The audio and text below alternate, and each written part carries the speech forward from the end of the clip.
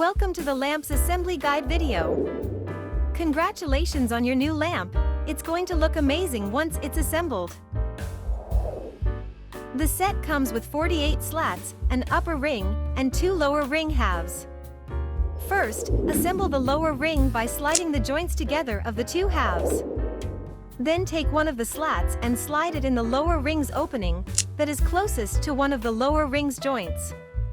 Don't be afraid to apply pressure and push it in all the way. It should go in with a little snap. The same goes for the upper ring. Locate the opening on the slat and slide it in. Remember to apply pressure. Locate the second lower ring's opening, closest to the joint on the other side, and push in another slat. Now, connect the slat with the upper ring. Repeat the process and connect the remaining slats. You can also try holding the lamp sideways while assembling. That is it. You should have 3 leftover slats that we've included with the kit.